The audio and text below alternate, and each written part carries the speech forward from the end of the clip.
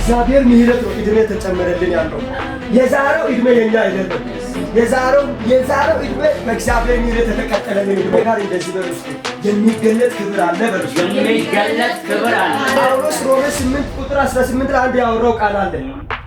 ይገለጥ ካለው ክብር ጋር አለ ቢመዛዘን የአሁኑ ዘመን ስቃይ ምንም እንዳይደለ አስባለሁ። ምክንያቱም ምንድነው ጋር ሊገለጥ ያለው ክብር አለ። እሱ ማን ነው ካላችሁ የናዝሬቱ ኢየሱስ ነው።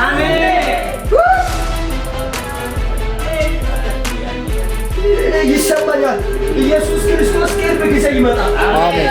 እችን ምድር ለቀን እንደዳለን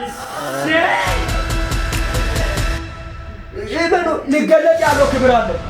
መከራችንን የሚያስረሳ ወገኖች እንድንቀጥል የሚያደርገው ሁኔታ አይደለም። ሊገለጥ ያለው ክብር ነው። በደስታ እንድንኖር እያደረገ ያለው የምንበላው ምግብ አይደለም። የምንለብሰው ልብስም አይደለም። ባንክ ቤት የተከማቸው ገንዘብ አይደለም። ሊገለጥ ያለው ክብር አለ። እሱም የሞተልን የተነሳው ኢየሱስ